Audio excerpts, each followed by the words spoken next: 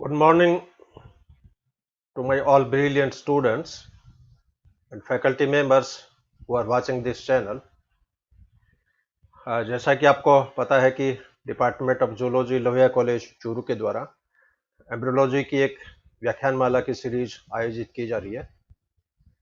इस व्याख्यानमाला के तहत पूर्व में कई लेक्चर मैं डिलीवर कर चुका हूं और उनको यूट्यूब चैनल पे अपलोड किया जा चुका है।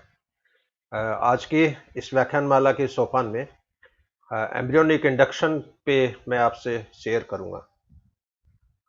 एम्ब्रियोलॉजी में कुछ टॉपिक ऐसे हैं जो समझने की दृष्टि से बहुत डिफिकल्ट हैं। इन टॉपिक्स में embryonic induction, competence, organogenesis, regeneration, इसके अलावा एजिंग, टीरेटोलॉजी, ये कुछ ऐसे टॉपिक हैं जो काफ़ी डेप्थ में होते हैं और सिंपल जो स्टूडेंट है या जस्ट जो बीएससी करने जा रहे हैं उनको इन टॉपिक्स को समझने में बहुत ज़्यादा दिक्कत आती है। और ये टॉपिक यदि जिस स्टूडेंट के समझ में आ गए इसका मतलब उसके एम्ब्रियोलॉजी के डेवलपमेंट बायोलॉजी के जो कंसेप्ट है वो एकदम क्लियर है। अब ये एम्ब्रियोनिक इंडक्शन का टॉपिक हमारे अंडर ग्रेजुएट कोर्स में भी चलता है, पोस्ट ग्रेजुएट कोर्स में भी चलता है। तो इनको मिक्स करके मतलब ऑनर्स लेवल का ये व्याख्यान मैंने तैयार किया है और इसको मैं दो पार्ट में कंप्लीट करूंगा।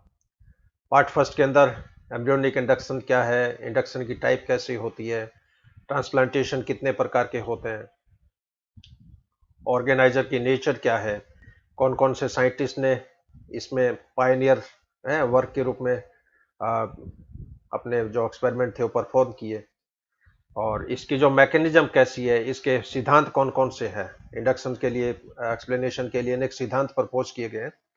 तो इनका थ्योरी वाला जो पार्ट है ये मैं इसके सेकंड पार्ट में मैं आपसे डिस्कस करूंगा। तो आज का जो अपना फर्स्ट जो इसका वॉल्यूम है, इसकी सीरीज का जो फर्स्ट व्याख्यान है, केवल वही मैं आपसे आज शेयर करूंगा। What is embryonic induction, a review,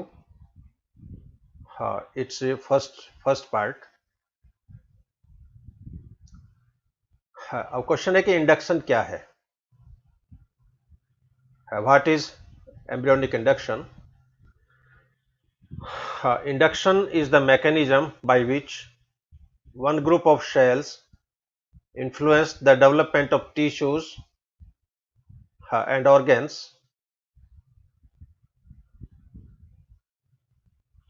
organs from ectoderm, endoderm and mesoderm.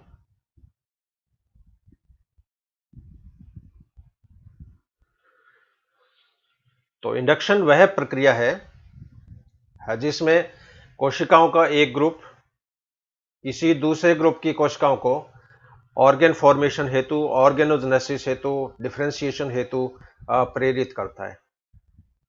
अब यहाँ पर दो तरह की सेल्स के बीच में इंटरेक्शन होती है। एक सेल तो वो जो इंडक्टर मॉलिक्यूल्स को रिलीज करती है, इंडक्टर मॉलिक्यूल्स को प्रेषित करती है, ट्रांसमिट करती है, और दूसरी कोशिकाओं का ग्रुप वो होता है जिस पर ये इंडक्टर मॉलिक्यूल जाके कार्य करता है। तो यहाँ पर कोशिकाओं का जो ग्रुप इंडक्टर मॉलिक्यूल्स को सिक्रीट करता है, इमिट करता है, कोशिकाओं का ये ग्रुप इंड्यूसर के नाम से जाना जाता है, और कोशिकाओं का दूसरा ग्रुप जिस पर इनके इंडक्टर मॉलिक्यूल जाके कार्य करते हैं उनको रेस्पॉन्सिव सेल के नाम से या रेस्पॉन्सिव टिश्यूज के नाम से जाना जाता है। इस प्रकार induction is the mechanism by which one group of cells influence the development of tissues and organs from ectoderm, endoderm and mesoderm.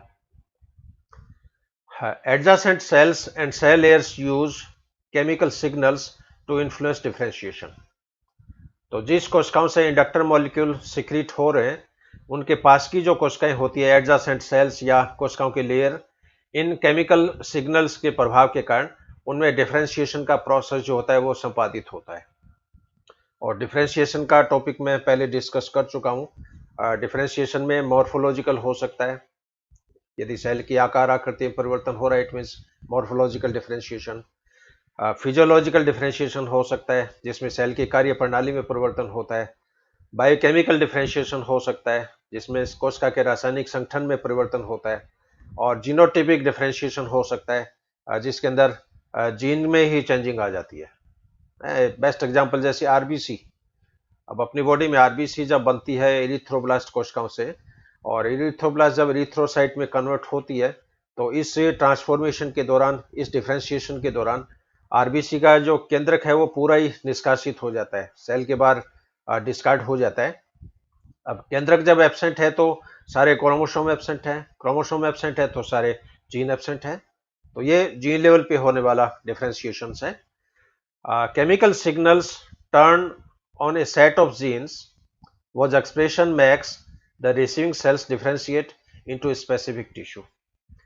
अब ये जो केमिकल सिग्नल्स है, यानी ये जो इवोकेटर्स या इंडक्टर मॉलिक्यूल्स, इन इंडक्टर मॉलिक्यूल्स के कारण जीन लेवल पे सारी मैकेनिज्म है वो संपादित होती है। और जीन के अंदर जब प्रॉपर फंक्शनिंग चेंज होती है तो उस सेल्स के अंदर प्रोटीन सिंथेसिस स्टार्ट हो सकता है, सेल की मॉर्फोलॉजी में चेंजिंग हो सकती है, सेल के केमिकल मेकअप में चेंजिंग हो सकती है, सेल के बिहेवियर में चेंजिंग हो सकती है। और सारी प्रक्रियाएं जब ये संपादित होती है, इट मीन्स इंडक्शन का जो प्रोसेस है वो स्टार्ट हो गया है। और अपनी बॉडी में कोई भी ऑर्गन फॉर्मेशन हो, चाहे वो भुजाओं का निर्माण हो, चाहे आंखों की फॉर्मेशन हो, चाहे किडनी का डेवलपमेंट हो, चाहे हार्ट का डेवलपमेंट हो, सभी ऑर्गन का जब डेवलपमेंट होता है तो वहां पर दो तरह की कोशिकाओं में हमेशा इंटरेक्शंस देखने को मिलेगा। एक्टोडर्म एक्टोडर्म के बीच में इंडक्शन हो सकता है, एक्टोडर्म मीजोडर्म के बीच में इंडक्शन हो सकता है, एक्टोडर्म एंडोडर्म के बीच में इंडक्शन हो सकता है, मीजोडर्म एंडोडर्म के बीच में इंडक्शन हो सकता है। और मीजोडर्म की जो सेल्स होती है वो जनरली मीजेनकाइम के रूप में होती है, और बाकी एक्टोडर्म की सेल एपिथीलियम के रूप में, मीजोडर्म की सेल्स मीजोथीलियम के रूप में, एंडोडर्म की सेल्स एंडोथीलियम के रूप में। और इस इंटरेक्शंस के अंदर एक सेल इंड्यूसर का काम करेगी और बाकी सेल रेस्पॉन्सिव टिश्यूज या रेस्पॉन्सिव सेल का काम करेगी। यदि इस इंटरेक्शंस के दौरान इंड्यूसर सेल से यदि कोई सिग्नल इमिट नहीं हो रहा है, सिग्नल कोई ट्रांसमिट नहीं हो रहा है, तो इंडक्शन की प्रक्रिया संपादित नहीं होती है। या कई बार इंड्यूसर ने सिग्नल तो ट्रांसमिट कर दिया, लेकिन रेस्पॉन्सिव सेल में इस सिग्नल के प्रति कोई रेस्पॉन्स नहीं हो रही है, यानी उसमें कॉम्पिटेंसी नहीं है। कॉम्पिटेंसी नहीं है तो भी ऑर्गन फॉर्मेशन जो होती है वो नहीं होती है। तो ये एक सिंपल डेफिनेशन है। कुछ इसमें टर्मिनोलॉजी है वो मैं आपसे शेयर करना चाहूँगा। इंडक्शन क्या है? The process where one group of cell or tissues causes another set of cells or tissue to change their fate। यानी कोशिकाओं या ऊतकों का एक समूह है जो दूसरी कोशिकाओं अथवा ऊतकों के समूह को, उनके परिवर्तन को वो डिसाइड करता है, उनके फैट को डिसाइड करता है। ये परिघटना भ्रूणीय प्रेरण के नाम से, एम्ब्रियोनिक इंडक्शन के नाम से जानी जाती है। इंड्यूसर, ये मैंने बताया कि द टिश्यू और cells which produce a signal, यानी कोशिकाओं का ऐसा समूह है जो सिग्नल प्रेषित करता है, सिग्नल ट्रांसमिट करता है, सिग्नल इमिट करता है। तो कोशिकाओं का ऐसा ग्रुप जो होता है वो इंड्यूसर के नाम से जाना जाता है। Responsive tissue, the cells which respond to a signal. Responsive कोशिकाओं का ऐसा ग्रुप है जो इंड्यूसर के द्वारा प्रेषित सिग्नल के प्रति अपनी अनुक्रिया दर्शाती है या रेस्पॉन्स दर्शाती है। मॉर्फोजन या इवोकेटर, द केमिकल और signals emitted from the inducer. Inducer के द्वारा स्रावित केमिकल्स, इंड्यूसर के द्वारा इमिट कोई भी सिग्नल जो रेस्पॉन्सिव सेल को प्रेरित करने का कार्य करता है, ये सिग्नल मॉर्फोजन के नाम से या इवोकेटर के नाम से या इंडक्टर के नाम से जाने जाते हैं। एंड कॉम्पिटेंस, कॉम्पिटेंस क्या होगा? Capacity to respond a signal. यहाँ पर जो रेस्पॉन्सिव सेल है, रेस्पॉन्सिव टिश्यू है, उसमें इन सिग्नल के प्रति होने वाली जो अनुक्रिया है वो घटना कॉम्पिटेंस कहलाती है। और रेस्पॉन्सिव सेल में कॉम्पिटेंस का होना बहुत जरूरी है। कॉम्पिटेंस यदि नहीं होगा तो बॉडी के अंदर ऑर्गेनोजेनेसिस की परिघटना संपादित नहीं होती है। तो कुछ ये बेसिक टर्मिनोलॉजी है जो एग्जाम ओरिएंटेड है। एग्जाम में इस पे सिंपल क्वेश्चंस जो शॉर्ट आंसर क्वेश्चंस हैं वो जनरली पूछे जाते हैं। अब इंडक्शन में हिस्टोरिकल एस्पेक्ट है वो मैं आपसे शेयर करूंगा। इसमें स्टार्टिंग में 4 मेन साइंटिस्ट हैं जिनका बहुत बड़ा कंट्रीब्यूशन है, और इनिशियल स्टेप से लेके एडवांस स्टेज के जो एक्सपेरिमेंट है वो उन्होंने परफॉर्म किए हैं।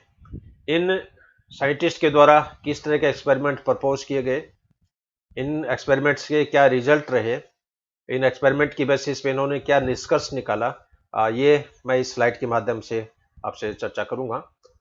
सबसे पहले जो पायनियर साइंटिस्ट है स्टार्टिंग में ये है विल्हेम रॉक्स। विल्हेम रॉक्स ने initial experiment by Roux appeared to support the mosaic model. तो विल्हेम रॉक्स के जो एक्सपेरिमेंट थे ये मोजाइक मॉडल को प्रपोज करते हैं, क्योंकि एनिमल्स में 2 तरह के अंडे होते हैं, 2 तरह का डेवलपमेंट होता है। एक तो मोजाइक डेवलपमेंट होता है, एक रेगुलेटिव डेवलपमेंट होता है। मोजाइक डेवलपमेंट में क्या होगा, सेल का भविष्य पहले से डिसाइड हो जाता है। ये सेल का भविष्य इवन तो अनफर्टिलाइज्ड एग में भी पहले से डिसाइड हो जाता है कि अंडे का कौन सा पार्ट आगे चलकर क्या भाग बनाएगा, और क्लीवेज के दौरान इसका फैट डिसाइड हो जाता है कि कौन सी सेल आगे चलकर बॉडी के किस ऑर्गन्स का निर्माण करेगी।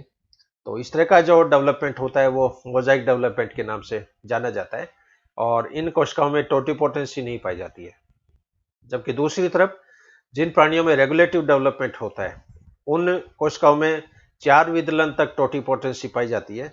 यदि 4 विदलन तक किसी भी सेल को आप डैमेज कर दो तो एम्ब्रियो के अंदर कोई विकृति पैदा नहीं होती है। यदि 4 क्लीवेज तक किसी भी सेल को आप सेपरेट कर दो तो सेपरेट होने वाली प्रत्येक कोशिका नॉर्मल एम्ब्रियो की फॉर्मेशंस करती है, और उस एम्ब्रियो के अंदर किसी प्रकार की विकृति पैदा नहीं होती है। इस तरह का जो डेवलपमेंट है वो रेगुलेटिव डेवलपमेंट के नाम से जाना जाता है। तो विलियम रॉक्स ने सबसे पहले जो एक्सपेरिमेंट किए वो मेंढक के ऊपर किए, और मेंढक में इन्होंने पाया कि ये जैसे फर्टिलाइज्ड अंडा है, जैसे जाइगोट है, इस जाइगोट में ये पहला क्लीवेज हुआ, मीडियोनल क्लीवेज हुआ, और इसमें 2 ब्लास्टोमियर्स बनी। विलियम रॉक्स ने क्या किया कि इस एक ब्लास्टोमियर को इन्होंने गर्म नीडल के द्वारा इसके केंद्र को डैमेज कर दिया, यानी एक सेल को इन्होंने केंद्र को डैमेज कर दिया। अब केंद्र को डैमेज कर दिया तो इन्होंने पाया कि जो सेल डैमेज हो गई है, जिस सेल का केंद्र डैमेज हो गया है उसके अंदर डेवलपमेंट नहीं होता है, लेकिन बाकी की जो सेल बची हुई है उसके द्वारा आधे एम्ब्रियो की फॉर्मेशन होती है, प्रॉपर एम्ब्रियो की फॉर्मेशन नहीं होती है। अब इससे कंक्लूजन क्या निकला कि इधर वाली जो सेल्स थी इसका भविष्य पहले से डिसाइड था, और इस सेल को जब डैमेज कर दिया तो इस कोशिका से बनने वाले रचनाओं की इसके अंदर फॉर्मेशन नहीं हुई, और इसके अंदर इनकम्प्लीट जो एम्ब्रियो है वो यहाँ पर डेवलप हुआ। तो ये इसके एक्सपेरिमेंटल की डिजाइन थी। He killed 1 blastomere and half embryo develop, thus critical fat determined missing. तो ये इसका मोजाइक मॉडल है, और इस एक्सपेरिमेंट से इन्होंने मोजाइक परिवर्धन का नाम दिया, मोजाइक डेवलपमेंट का नाम दिया। इसके बाद में जो सेकंड जो साइंटिस्ट आए, पायनियर साइंटिस्ट, वो थे हेंस्ट्रिश। पहले जो विलियम रॉक्स थे इन्होंने तो सेल को डैमेज करके एक्सपेरिमेंट किया, लेकिन विलियम रॉक्स ने क्या किया कि पहले क्लीवेज के बाद में सेल को सेपरेट कर दिया, सेल को डैमेज नहीं किया, सेल को इन्होंने सेपरेट कर दिया नीडल के द्वारा या पतले कांच की प्लेट के द्वारा, और सेल को सेपरेट करने के बाद में उसमें कैसा डेवलपमेंट होता है ये एक्सपेरिमेंट इस टेक्निक में इनका फोकस था। So this isolate the cells after first cleavage, he found that both blastomeres converted into a simple embryo। और हेंस्ट्रिश ने जो अपने एक्सपेरिमेंट किए वो सी अर्चिन के ऊपर संपादित किए। तो सी अर्चिन के जाइगोट में इन्होंने देखा कि पहले क्लीवेज के बाद में 2 सेल्स बनी, और दोनों सेल्स को इन्होंने सेपरेट कर दिया, तो इन्होंने पाया कि दोनों सेल्स से कंप्लीट एम्ब्रियो की फॉर्मेशन होती है। इसका मतलब इन सेल्स में टोटिपोटेंसी पाई जाती है, इन कोशिकाओं में पूर्ण शक्तता पाई जाती है, इन कोशिकाओं में पूरे एम्ब्रियो को फॉर्मेशन करने की कैपेसिटी पाई जाती है। तो पहले जहां पर एक्सपेरिमेंट था वो सेल के डैमेज पर आधारित था, और ये एक्सपेरिमेंट सेल के आइसोलेशन पे आधारित है। And same experiment conducted after second and third cleavage. इसी प्रयोग को इन्होंने सेकंड और थर्ड क्लीवेज के बाद में भी इन्होंने परफॉर्म किया। And he observe that some cell converted into complete larva. तो इन्होंने पाया कि कुछ सेल जो है वो कंप्लीट लार्वा के अंदर कन्वर्ट हो जाती है। इट मीन्स जो जो क्लीवेज का प्रोसेस आगे चलता है, टोटिपोटेंसी की क्षमता धीरे धीरे कम हो जाती है। जैसे अपने मनुष्यों के जाइगोट में 4 क्लीवेज तक टोटिपोटेंसी है। 4 क्लीवेज के बाद में टोटिपोटेंसी समाप्त हो जाती है, और उसके बाद में सेल का जो प्रोसेस जो होता है वो डिटर्मिनेशन का प्रोसेस है वो स्टार्ट होने लग जाता है। लेकिन फिर भी कुछ कोशिकाओं में इंडक्शन की कैपेसिटी है वो एग्जिस्ट रहती है, उसमें प्रेरण की क्षमता है, टोटिपोटेंसी की क्षमता नहीं है। On this basis he concluded that each blastomere have the capacity to develop into a complete embryo. इस प्रयोग पे इन्होंने क्या पाया कि प्रत्येक ब्लास्टोमियर्स में संपूर्ण भ्रूण को विकसित करने की, डेवलप करने की कैपेसिटी पाई जाती है। And this phenomenon is called regulative development. और इस प्रकार का जो परिवर्धन है ये नियामक परिवर्धन कहलाता है, और इसके अंदर टोटिपोटेंसी जो है वो पाई जाती है। हाँ, इसके बाद में इन्होंने एक एक्सपेरिमेंट और किया सी अर्चिन के ऊपर। अब सी अर्चिन के अंदर पहला क्लीवेज है मीडियोनल है, सेकंड क्लीवेज मीडियोनल होता है, फर्स्ट का परपेंडिकुलर होता है, थर्ड क्लीवेज फिर इसके अंदर हॉरिजॉन्टल टाइप का होता है।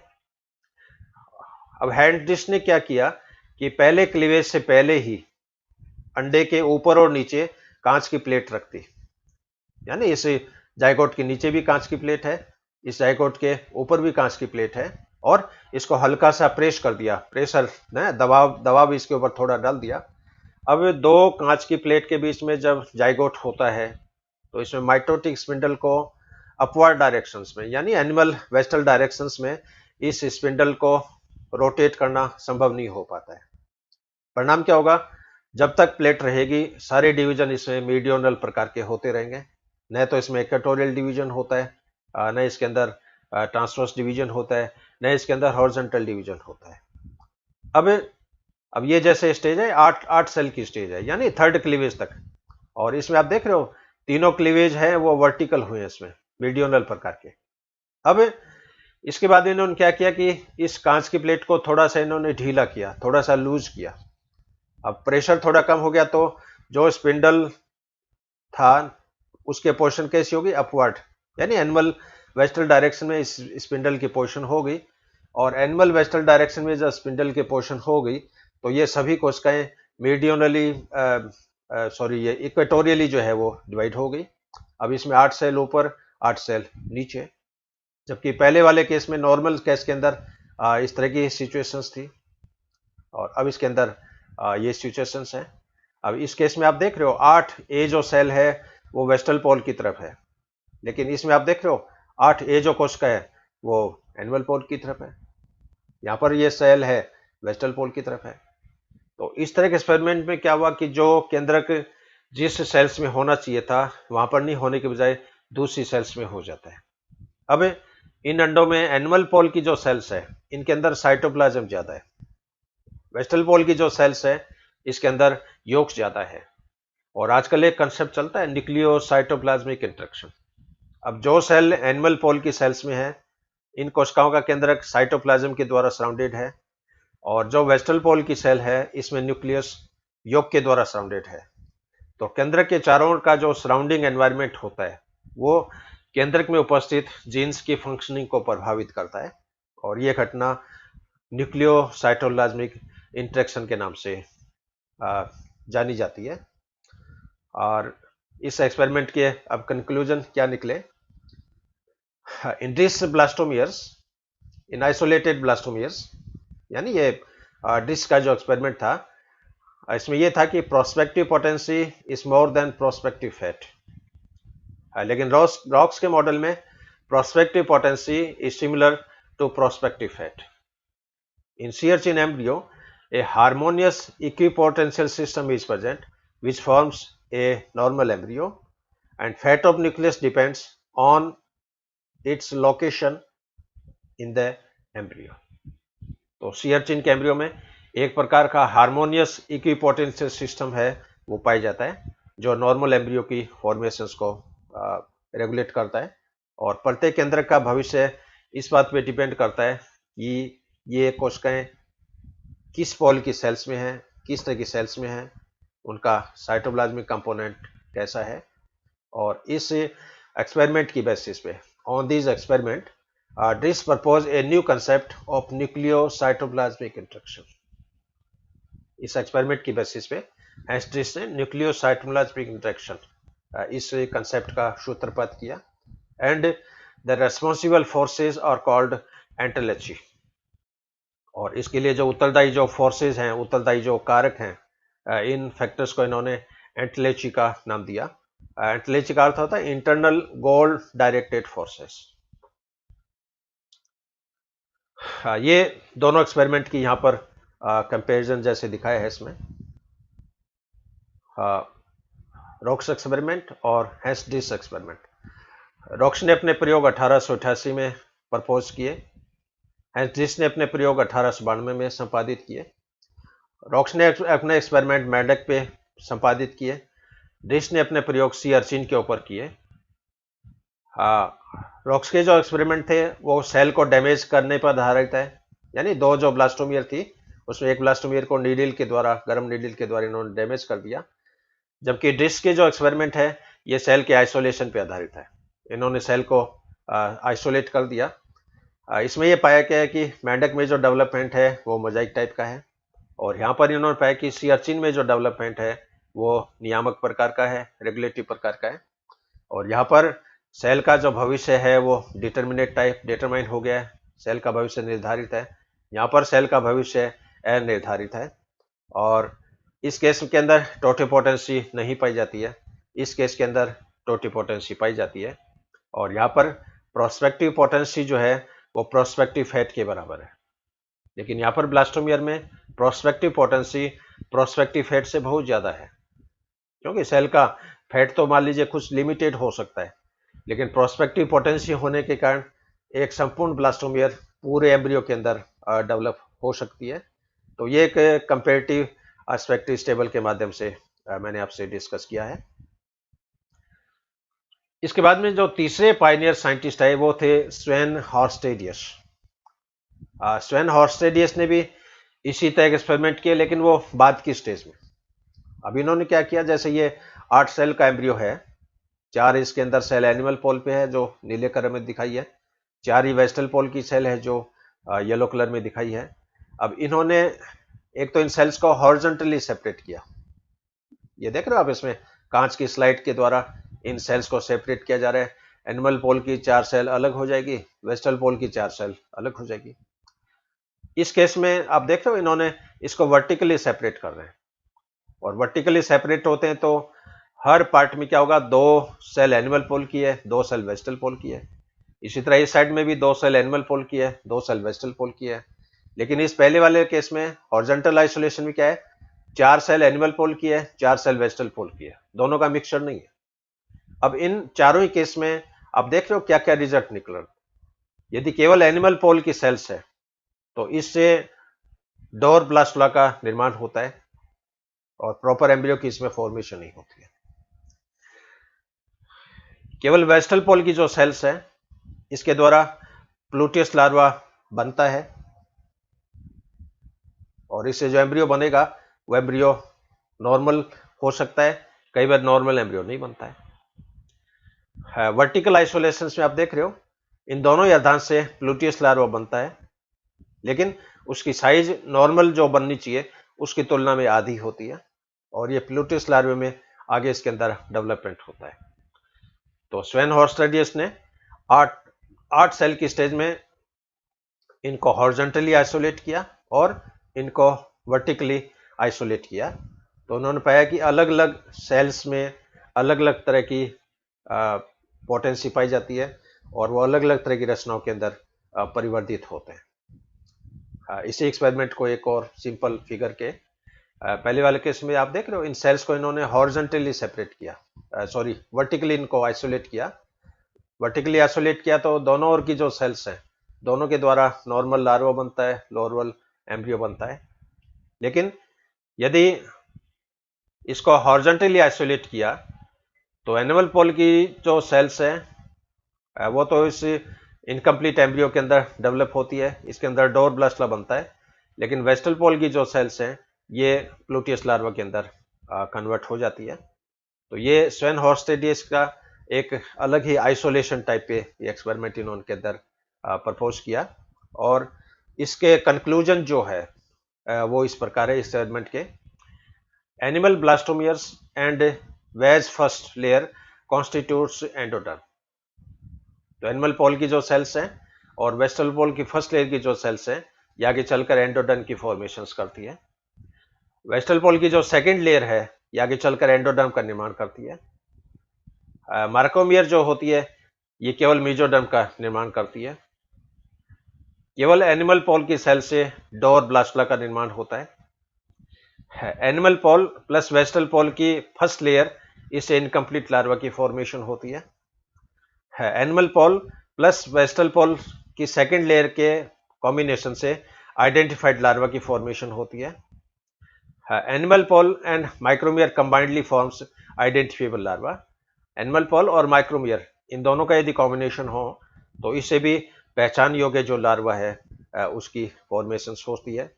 अब इसमें आप देख रहे हो अलग अलग पंक्तियों की सेल्स में अलग अलग लेयर्स को अलग अलग टाइप के सिचुएशंस में अलग अलग टाइप के जो लार्वी है एम्ब्रियो है उनको डेवलप करने की कैपेसिटी है। और बेसिकली आप देख रहे हो इसमें एनिमल पॉल और वेस्टल पॉल की फर्स्ट लेयर एंडोडर्म बनाएगी, वेस्टल पॉल की सेकंड लेयर एंडोडर्म बनाएगी, अकेले माइक्रोमियर से मीजोडर्म की फॉर्मेशन होती है। और इसी फाइंडिंग्स को नेक्स्ट स्लाइड में जैसे चित्र के माध्यम से ये दिखाया इसमें एनिमल पॉल और 4 माइक्रोमियर, एनिमल पॉल की second layer 2 micromere, vegetal pole first layer और माइक्रोमियर, वेस्टल पॉल की सेकंड लेयर और माइक्रोमियर और केवल माइक्रोमियर। और इन सभी में आप देख रहे हो इनका फ्यूचर क्या होता है इसके अंदर। इसके अंदर जैसे ये प्लूटियस लार्वा बन गया, प्लूटियस लार्वा बन गया, इसके अंदर इनकम्प्लीट टाइप का प्लूटियस लार्वा बन रहा है, इसके अंदर ये डोर ब्लास्टला जो होता है वो बनता है। तो कहने का अर्थ है कि ये जो पोटेंसी है एनिमल पोल से वेस्टल पोल की तरफ अपन ज्यों ज्यों चलेंगे इनकी जो ग्रेडियंटनेस होती है उनके अंदर चेंजिंग आती है।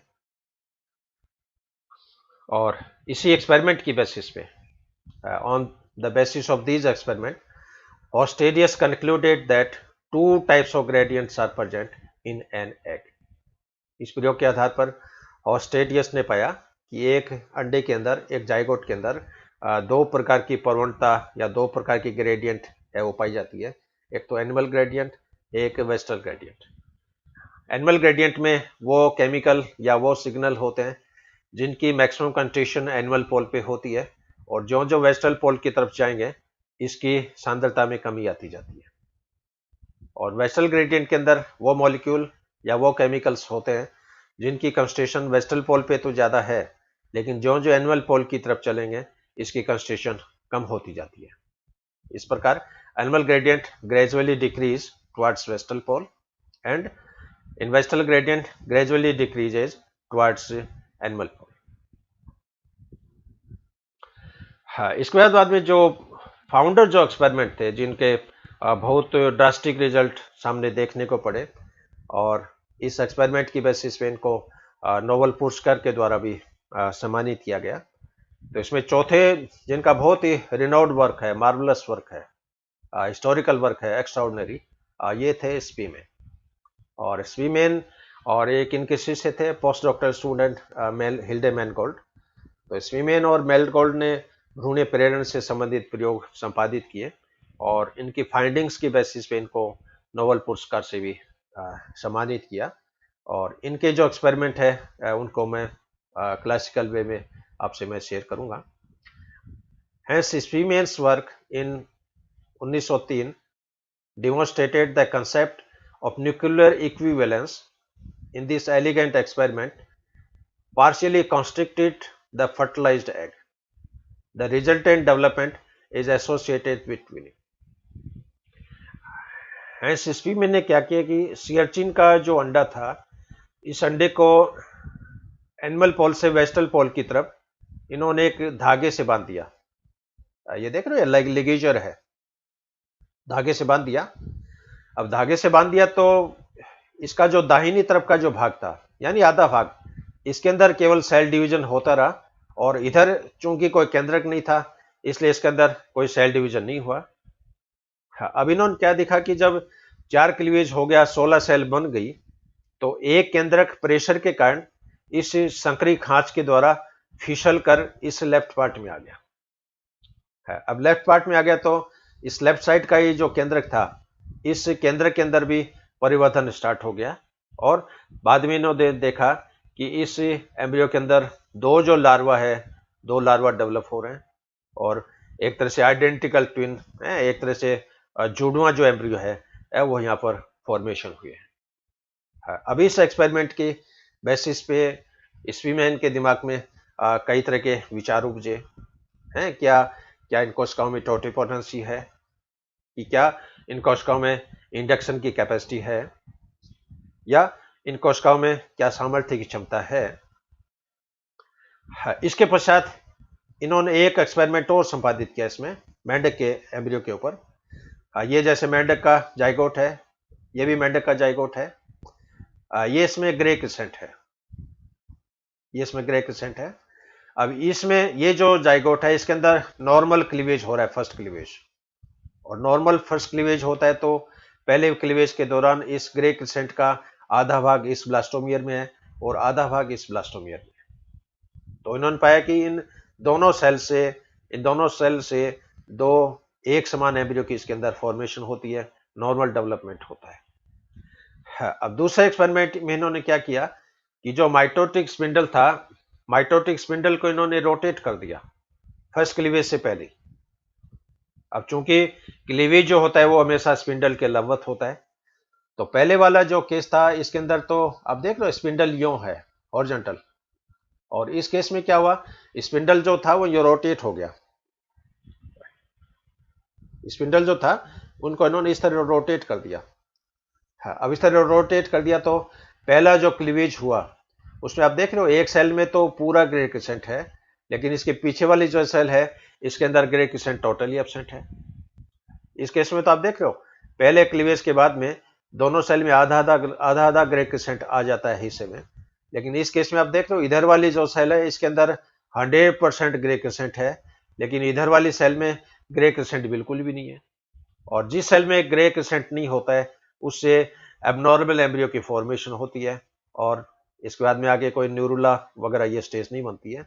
लेकिन जिस सेल में ग्रे क्रिसेंट है उससे नॉर्मल डेवलपमेंट होता है, नॉर्मल एम्ब्रियो की इसके अंदर फॉर्मेशन हो जाती है।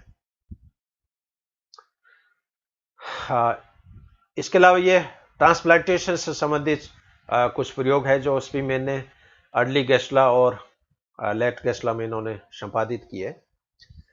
अर्ली गेस्ला में इन्होंने क्या किया कि जो प्रिजम्पटिव एक्टोडर्म की जो सेल्स थी, इसी सेल्स को इसी एम्ब्रियो में इन्होंने एपिडर्मल एरिया के अंदर इन्होंने ट्रांसप्लांट कर दिया। तो इन्होंने पाया कि जो ट्रांसप्लांटेड जो सेल्स हैं इस एपिडर्मिस की फॉर्मेशन हुई है। लेकिन लेट गेस्ला में इन्होंने एक्सपेरिमेंट संपादित किया। लेट गेस्ला में इन्होंने देखा कि जो न्यूरल एक्टोडर्म की सेल्स है इनको इन्होंने इस इक्वेटोरियल रीजन में इसको प्रत्यारोपित किया, तो इन्होंने पाया कि यहाँ पर एक न्यूरल ट्यूब की और फॉर्मेशन हो गई है।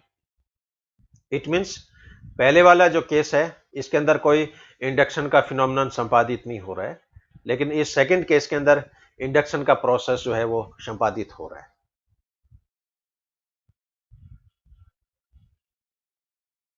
हाँ, अब ये इनके एक्सपेरिमेंट की एक कंपेरेटिव रिपोर्ट है यहाँ पर। ये काफ़ी इंटरेस्टिंग है, ये मैं आपसे शेयर करूँगा। अर्ली गेस्ला और लेट गेस्ला दोनों केस में ट्रांसप्लांटेशन का क्या रिजल्ट निकलता है। ये इसमें जैसे डोनर एरिया है, डोनर टिश्यू है नहीं जिसको आप प्रत्यारोपित कर रहे हो, और होस्ट एरिया वो होगी जहाँ जिस जगह आप प्रत्यारोपित कर रहे हो, और प्रत्यारोपण के पश्चात डोनर का रिजल्ट क्या होता है और इससे क्या कंक्लूजन निकलता है। तो अर्ली गेस्ला में न्यूरल प्लेट की जो एक्टोडर्म थी, इस न्यूरल प्लेट की एक्टोडर्म को आपने उसी एम्ब्रियो में एपिडर्मल क्षेत्र में यदि प्रत्यारोपित किया तो पाया कि जो न्यूरल प्लेट की एक्टोडर्म थी, इसे एपिडर्मिस की ही फॉर्मेशन हुई। इसी प्रकार एपिडर्मिस की सेल्स को, अर्ली गेस्ला की एपिडर्मल सेल्स को इन्होंने एक्टोडर्मल एरिया में यदि प्रत्यारोपित किया तो यह पाया कि इसके अंदर न्यूरल प्लेट की एक्टोडर्म है वो निर्मित होती है। अब इससे क्या निष्कर्ष निकला कि जो ग्राफ्टेड टिश्यू है वो अपने होस्ट एरिया के अकॉर्डिंग डेवलप होता है। यदि ग्राफ्टेड टिश्यू को आपने एपिडर्मल एरिया में प्रत्यारोपित किया है तो ये एपिडर्मिस में कन्वर्ट हो जाएगा। यदि जो आपके इसने न्यूरल एरिया में इसको आपने प्रत्यारोपित किया है तो ये न्यूरल प्लेट के अंदर कन्वर्ट हो जाता है। यानी अर्ली एम्ब्रियो में, अर्ली स्टेज में ग्राफ्टेड टिश्यू में उसके सराउंडिंग एनवायरनमेंट के अकॉर्डिंग परिवर्तित होने की क्षमता जो होती है वो पाई जाती है। लेकिन लेट गेस्ला में आप देख रहे हो, लेट गेस्ला में न्यूरल प्लेट की एक्टोडर्म को एपिडर्मल एरिया में प्रत्यारोपित किया तो पाया कि इसे न्यूरल प्लेट का निर्माण हुआ है। इसी तरह लेट गेस्ला की एपिडर्मिस को यदि एक्टोडर्मल एरिया में प्रत्यारोपित किया तो यह पाया कि इससे एपिडर्मिस की फॉर्मेशन हुई है। अब लेट गेस्ला में कंक्लूजन क्या निकल रहा है कि लेट गेस्ला में जो होस्ट सेल है उसका भविष्य डिसाइड हो गया है और उसको एम्ब्रियो आप कहीं भी ट्रांसप्लांट कर दो, वो अपने भविष्य के अकॉर्डिंग उसका जो फैट है उसी रचना में वो कन्वर्ट होगी, उसी रचना के अंदर वो फॉर्मेशंस करती है। इसलिए अर्ली गेस्ला के अंदर जो डेवलपमेंट है वो डिपेंडेंट डेवलपमेंट है, यानी यहाँ पर प्रेरण प्रभाव देखने को मिल रहा है। लेकिन लेट गेस्ला में जो डेवलपमेंट है ये ऑटोनॉमिक डेवलपमेंट है। यहाँ पर सेल में सेल डिटरमाइंड हो गई है, सेल की पोटेंसी है वो यहाँ पर समाप्त हो गई है। ये घटना ठीक उसी तरह ही है जैसे मान लीजिए कोई छोटा बच्चा हो, जुड़वा बच्चा हो मान लो, और इस छोटे बच्चे को मान लीजिए 6 महीने का ही है और इस बच्चे को आप कहीं अमेरिका भेज दो, किसी फैमिली में इसको जैसे गोद में दे दो। अब ये बच्चा अमेरिका में डेवलप हो रहा है, वहाँ कल्चर अलग तरह का है, सोसाइटी अलग तरह की है, एजुकेशन सिस्टम वहाँ अलग तरह का है। तो ये बच्चा आप देखोगे जब 10-15 साल का हो जाएगा तो वो पूरा अमेरिकन कल्चर में ढल जाएगा। लेकिन यदि अब मेरी एज के है, अब मुझे मान लो अमेरिका भेज दो, है, अब मेरा तो क्या है, मेरा पूरा खान पान, मेरा रहन सहन, मेरी पर्सनैलिटी है वो ऑलरेडी डिसाइड हो चुकी है। अब मेरे को तो आप चाहे अमेरिका भेज दो चाहे इंग्लैंड भेज दो, मेरी पर्सनैलिटी में, बिहेवियर में कोई ज़्यादा चेंजिंग नहीं आएगी क्योंकि फैट इज ऑलरेडी डिसाइडेड। तो अर्ली गेस्ला और लेट गेस्ला के ये बहुत ही इंटरेस्टिंग रिजल्ट है इन स्पीमेन के।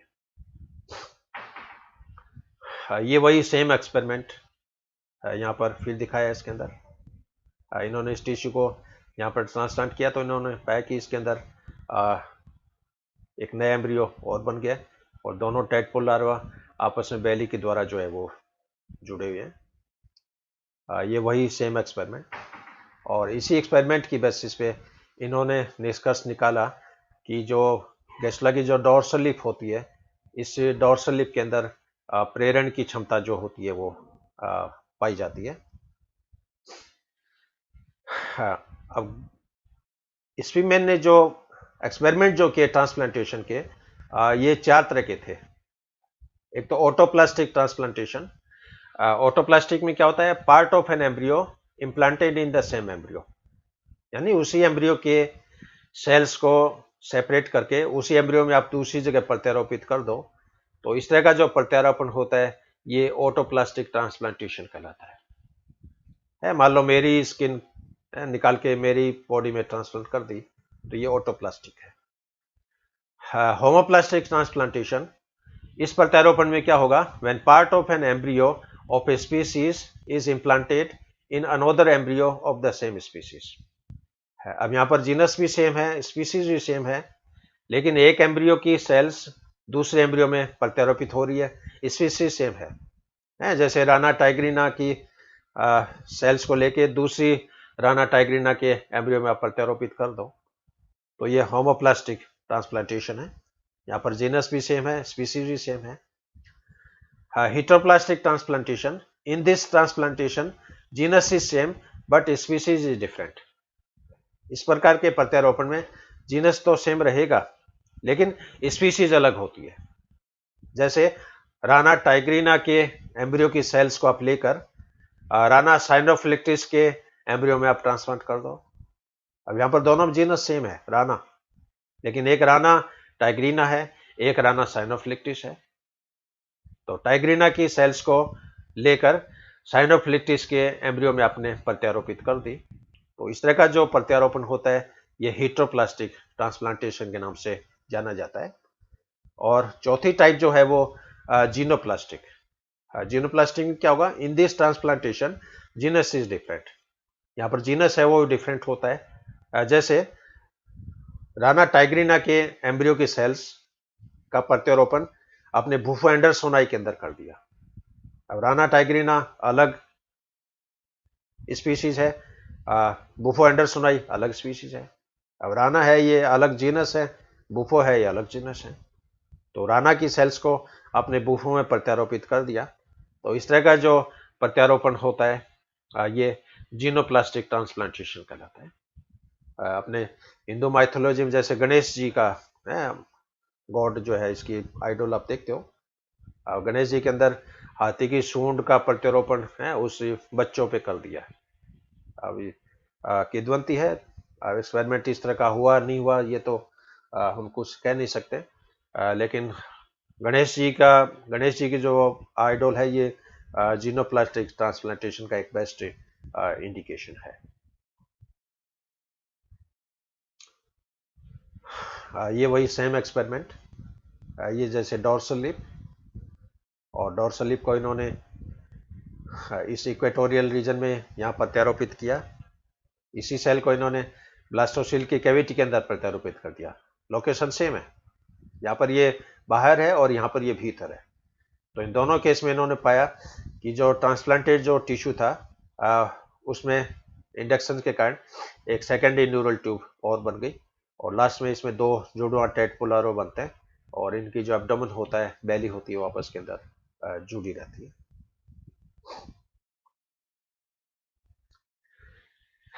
इसके साथ टाइप्स ऑफ एम्ब्रियोनिक इंडक्शन। तो स्पीमिन के बाद में लॉबट्रुप जो साइंटिस्ट थे, इन्होंने प्रेरण प्रभाव को दो मुख्य टाइप के अंदर डिवाइड किया।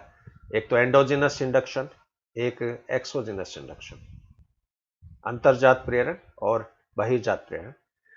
एंडोजिनस इंडक्शन में क्या होगा, some embryonic cells respond to an inductor produced endogenously.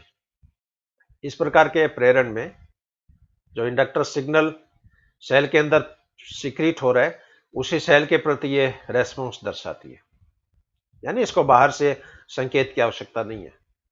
और ये जो फंक्शन है ये एक तरह का ऑटोक्राइन फंक्शन के नाम से जाना जाता है, यानी सिग्नल भी उसी सेल का है और वो सिग्नल उसी सेल पे काम कर रहा है। तो अंतर्जात जो सिग्नल प्रेषित होते हैं, उन सिग्नल के प्रति जब कोई रेस्पॉन्स दर्शाया जाता है तो ये घटना एंडोजिनस इंडक्शन के नाम से जानी जाती है। और second type exogenous induction. In this induction inductor is release from a tissue और groups and it acts on another responding cells. तो यहां पर क्या होगा, एक कोशिका से इंडक्टर मॉलिक्यूल सिक्रीट होते हैं और वो आसपास की कोशिकाओं पर जाकर कार्य करते हैं, और इस तरह का जो प्रेरण होगा ये एक्सोजिनस या बहिर्जात इंडक्शन के नाम से जाना जाता है। और ये जो फंक्शन है ये पैराक्राइन के नाम से संपादित होता है। एंडोजिनस में तो ऑटोक्राइन मैकेनिज्म है, इसके अंदर पैराक्राइन मैकेनिज्म है।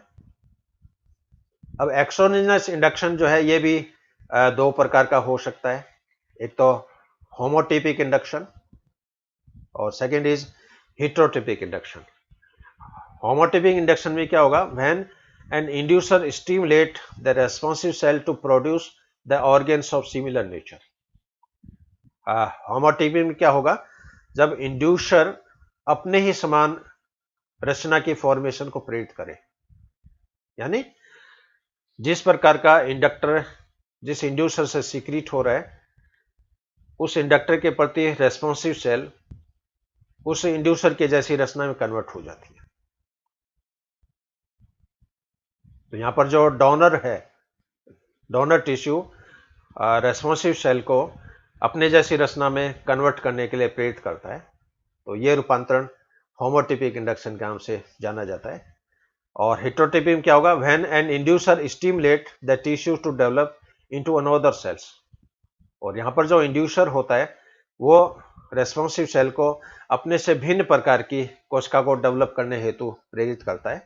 तो इस तरह का जो प्रेरण होगा ये हेटेरोटिपिक इंडक्शन के नाम से जाना जाएगा।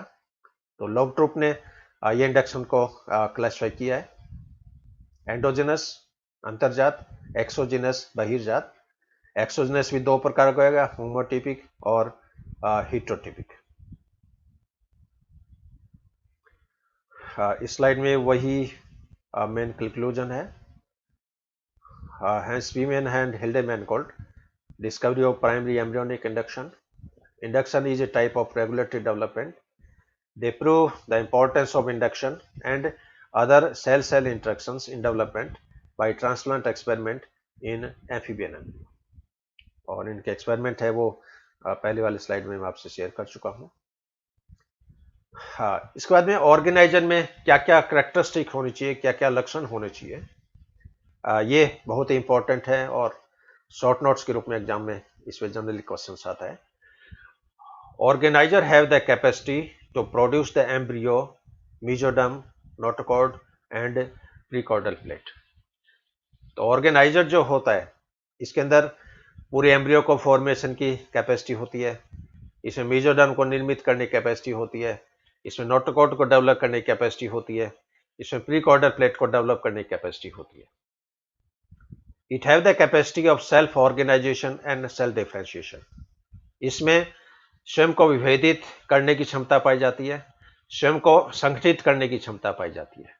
It have the capacity of self organization and self differentiation. It can induce within the same cell or can induce another adjacent cells. इसके अंदर उसी कोशिका में प्रेरण करने की क्षमता भी होती है और अपने से भिन्न या आसपास की जो कोशिका है उसको प्रेरित करने की क्षमता भी पाई जाती है। जब उसी सेल्स के अंदर ये प्रेरण प्रभाव होता है तो ये ऑटोक्राइन टाइप का फंक्शन है, और जब पास की सेल में प्रेरित करती है तो ये पैराक्राइन प्रकार का फंक्शन है। Organiser capacity is present in cortex of the egg. अंडे के कॉर्टेक्स में भी ऑर्गेनाइजर की कैपेसिटी पाई जाती है। Late gastrula can modified into an axial gastrula. Late gastrula जो होता है वो अक्षय गैस्ट्रुला के अंदर कन्वर्ट हो सकता है। The surrounding cells acts as a second inducer. कई बार क्या होता है कि जो ग्राफ्ट आपने प्रत्यारोपित किया और उस ग्राफ्ट के आसपास की जो कोशिकाएं होती है वो भी कई बार इंडक्शन का प्रभाव स्टार्ट कर देती है और उस समय इनको सेकेंडरी इंड्यूसर का नाम दिया जाता है। Induction is regional specific. Induction की जो घटना है ये क्षेत्र विशिष्ट होती है, यानी अर्ली गैस्ट्रुला का जो डॉर्सल लीफ होता है इसके अंदर हेड ऑर्गेनाइजर की कैपेसिटी है और लेट गैस्ट्रुला का जो डॉर्सल लीफ है इसके अंदर स्पाइनोकॉर्डल ऑर्गेनाइजेशन की कैपेसिटी है। और हेड ऑर्गेनाइजर जो होता है ये भी दो पार्ट में डिफ्रेंशिएट हो जाता है, एक तो आर्केनसेफेलिक इंडक्टर, एक ड्यूटेनसेफेलिक इंडक्टर। ये इस एक्सपेरिमेंट आप देख रहे हो, न्यूरल प्लेट का जैसे पार्ट है। इसका आगे का जो पार्ट है ये हेड ऑर्गेनाइजर का काम करेगा, इसका पीछे का जो पार्ट है ये टेल ऑर्गेनाइजर का काम करता है। यदि हेड ऑर्गेनाइजर वाले पार्ट को यदि अपन प्रत्यारोपित कर देते हैं तो इसमें आप देख रहे हो नॉर्मल एम्ब्रियो तो बन रहा है, नॉर्मल टेटपुलारो तो बन ही रहा है। इसके अलावा इस टेटपुलारो का हेड वाला जो पार्ट है वो यहाँ पर बन जाता है, पूंछ नहीं बनती है। यदि टेल ऑर्गेनाइजर को प्रत्यारोपित करते हैं तो इसमें आप देख रहे हो इसके अंदर एक नॉर्मल टेटपुल लार्वा है और इसके साथ एक पूंछ और डेवलप हो जाती है, हेड डेवलप नहीं होता है। तो हेड ऑर्गेनाइजर का प्रत्यारोपित करेंगे तो दो हेड बनेंगे, एक पूंछ रहेगी। यदि टेल ऑर्गेनाइजर प्रत्यारोपित करेंगे तो दो पूंछ बनेगी लेकिन हेड एक ही रहेगा। तो एम्ब्रियो का एंटीरियर पार्ट, पोस्टीरियर पार्ट, इन दोनों के अंदर अलग अलग प्रकार के प्रेरण की क्षमता पाई जाती है। इसलिए इंडक्शन की जो कैपेसिटी है वो रीजनल स्पेसिफिक भी है। और एम्ब्रियो के एंटीरियर पार्ट में हेड ऑर्गेनाइजर देखने को मिलेगा। एम्ब्रियो के पोस्टीरियर पार्ट में स्पाइनोकॉर्डल ऑर्गेनाइजर जो होता है वो देखने को मिलता है। The inductive capacity of an inductor is regional specific and it also depends on developing stages of an embryo. तो प्रेरण प्रभाव की जो क्षमता है वो क्षेत्रीय विशिष्ट तो है ही, साथ में भ्रूण की परिवर्धन की अवस्थाओं पे भी डिपेंड करती है। क्योंकि जो जो एम्ब्रियो का डेवलपमेंट होता जाएगा, इंडक्शन की कैपेसिटी भी समाप्त हो जाती है। इसलिए अर्ली एम्ब्रियो में टोटिपोटेंसी है, उसके बाद में प्रोस्पेक्टिव पोटेंसी है, फिर इसके अंदर इंडक्शन है, फिर इसके अंदर डिटर्मिनेशन है, और लास्ट में फिर इसमें फाइनल भविष्य जो होता है वो पाई जाता है। लेकिन इंडक्शन की क्षमता सभी टिश्यूज में, सभी सेल्स में नहीं पाई जाती है। डेवलप एम्ब्रियो की कुछ पर्टिकुलर लोकेशन है जिसके अंदर ये कैपेसिटी है वो पाई जाती है। तो मैडे के अंदर जो डॉर्सल लिप है उसमें मैक्सिमम इंडक्शन की कैपेसिटी है, और मुर्गी के अंदर जो हैंसन नोड होता है उसके अंदर इंडक्शन की मैक्सिमम कैपेसिटी है। तो ये कुछ एक ऑर्गेनाइजर की विशेषताएं हैं इसमें। अब क्वेश्चन है कि इन इंड्यूसर से जो केमिकल सीक्रेट होते हैं मॉर्फोजन के रूप में, इवोकेटर के रूप में, इंडक्टर के रूप में, उनकी केमिकल नेचर क्या है? क्या इंडक्टर कार्बोहाइड्रेट है? क्या इंडक्टर प्रोटीन्स हैं? क्या इंडक्टर लिपिड है? क्या मृत कोशिकाएं भी इंडक्टर का काम कर सकती है क्या? तो अलग अलग साइंटिस्ट ने अलग अलग एक्सपेरिमेंट्स किए और इन्होंने पाया कि बहुत ही विचित्र प्रकार की लक्षण इनकी नेचर के बारे में ऑब्जर्व की गई है। तो कुछ मेन फाइंडिंग है वो मैं आपसे शेयर करूंगा। The inductive capacity is observed in dead tissue also, यानी एम्ब्रियो का जो मृत उत्तक है, मृत कोशिका है, उसमें भी प्रेरण प्रभाव की क्षमता पाई जाती है, वो भी इंडक्शन की कैपेसिटी रखती है।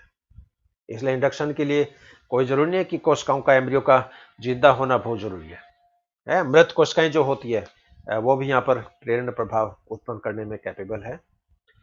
If dorsal lip is treated with alcohol और स्ट्रॉन्ग एसिड और बेस और treated with petrol, it can induce the inductive effect. यदि डॉर्सल लिप की कोशिकाओं को आप एल्कोहल सेल के द्वारा इसको आप न्यूट्रलाइज कर दो, प्रबल क्षार और अम्ल के द्वारा इसके न्यूक्लियस को आप डैमेज कर दो, तो पाया गया कि उसके पश्चात भी इन कोशिकाओं में प्रेरण क्षमता जो होती है वो बनी रहती है। Hence the living nature of tissue is doesn't necessary. इसलिए कोशिका का जीवित होना कोई आवश्यक नहीं है। मृत कोशिका है वो भी प्रेरण प्रभाव को उत्पन्न करने के अंदर कैपेबल है। ये कुछ साइंटिस्ट हैं जिन्होंने केमिकल नेचर के बारे में एक्सपेरिमेंट्स किए हैं, और इनको मैं बहुत ही शॉर्ट में कंक्लूजन के रूप में इन साइंटिस्ट की मैंने फोटो भी यहाँ पर आपसे शेयर करी है। फिशर है, जैसे फिशर 1935, इन्होंने पाया कि किडनी, एडिनल ग्लैंड और लिवर के जो टिश्यूज हैं ये भी इंड्यूसर का काम कर सकते हैं। स्वीमेन ने पाया कि ग्लाइकोजन के मॉलिक्यूल है ये एक अच्छे इंड्यूसर की तरह काम में करते हैं। नीधम ने पाया कि उष्मा और स्टीरॉयड जो होते हैं ये भी इंड्यूसर्स का काम करती है, लेकिन बहुत ज़्यादा उष्मा हो तो डेवलपमेंट नहीं होगा, प्रेरण प्रभाव नहीं होगा। लेकिन हल्की जो हीट है, हल्की जो उष्मा है, हल्का तापमान है, उसके कारण भी डेवलपमेंट जो होता है वो प्रेरित होता है। और साक्सन ने पाया कि implant a filter between inducer and responsive tissue. Saxen ने क्या किया कि जो ग्राफ्ट और रेस्पॉन्सिव टिश्यू, इसके बीच में एक फिल्टर पेपर लगा दिया, ये देखने के लिए कि क्या जो इंडक्टर मॉलिक्यूल है वो इस फिल्टर पेपर से छन के क्या रेस्पॉन्सिव सेल तक जाते हैं क्या। तो इन्होंने ये फिल्टर लगा के ये एक्सपेरिमेंट जो है वो संपादित किया। तो ये केमिकल नेचर के बारे में, और ओवरऑल इस चैप्टर का ये फर्स्ट पार्ट मैंने आपसे शेयर किया है। अब इसका जो सेकंड पार्ट है वो थ्योरीज का है, क्योंकि इंडक्शन कैसे होता है ये भी एक बहुत बड़ा रहस्य है। क्या इंडक्शन जीन लेवल पे होता है? क्या इंडक्शन मॉलिक्यूलर लेवल पे होता है? क्या इंडक्शन में साइक्लिक ईएमपी की आवश्यकता होती है? क्या इंडक्शन में ब्लास्टोसील के अंदर जो फ्लूइड है उसमें कोई आयनिक चेंजिंग होती है क्या? तो अलग अलग वैज्ञानिकों ने प्रेरण को एक्सप्लेन करने के लिए अलग अलग सिद्धांत जो है वो प्रतिपादित किए हैं। और ये जो इसका जो पार्ट है ये मैं आपसे नेक्स्ट व्याख्यान में आपसे शेयर करूंगा। तो ये एक ब्रीफ बहुत ही सिंपल वे में मैंने आपसे डिस्कस किया है। इंडक्शन क्या है, इंड्यूसर क्या है, इंडक्टर क्या है, रेस्पॉन्सिव सेल्स क्या है, कॉम्पिटेंसी क्या है, टोटिपोटेंसी क्या है, डिटर्मिनेशंस क्या होता है, मोजाइक डेवलपमेंट क्या होता है, रेगुलेटिव डेवलपमेंट क्या होता है, हेड ऑर्गेनाइजर क्या है, टेल ऑर्गेनाइजर क्या है, किन साइंटिस्ट को नोबेल पुरस्कार से संपादित किया है। तो कुछ ये फंडामेंटल बातें इस व्याख्यान के तहत मैंने आपसे शेयर की है। और इस चैप्टर से संबंधित आपके कोई भी क्वेरीज हो, क्वेश्चंस हो तो आप साझा कर सकते हैं, शेयर कर सकते हैं। और इस वीडियो को मैं शीघ्र ही यूट्यूब चैनल पे अभी अपलोड करूंगा। तो आप इस व्याख्यान को ध्यान से सुनिए और समझिए। एक बार में समझ में नहीं आता है तो आप इस व्याख्यान को 3 बार 4 बार आप सुनिए। जितनी बार आप सुनोगे आपके ब्रेन में कंसेप्ट क्लियर होते जाएंगे। और इंडक्शन का चैप्टर जब आप सुन लो उसके बाद में आप कॉम्पिटेंस का जो चैप्टर है उसको आप देखना। इंडक्शन और कॉम्पिटेंस के चैप्टर यदि आपके दिमाग में क्लियर हो गए तो उसके बाद में आपके डिफरेंशिएशन का चैप्टर समझ में आ जाएगा, रीजनरेशन का टॉपिक आपके समझ में आ जाएगा, ऑर्गेजोनेसिस आपके समझ में आ जाएगा, एजिंग का फिनोमेनन आपके समझ में आ जाएगा, टीरेटोलॉजी का जो टॉपिक है ये आपके क्लियर हो जाएगा। तो बहुत ही सिंपल वे में मैंने एक्सप्लेन करने की कोशिश की है। और फिर भी कोई हो सकता है मुझ में भी एक्सप्लेनेशन के दौरान कोई त्रुटि रही हो कोई, तो आप कमेंट्स के थ्रू आप मुझसे शेयर करें ताकि मैं उसको रेक्टिफाई कर सकूँ। Thank you very much for quiet listening of this lecture. Have a good day. Have a great day. Thank you very much.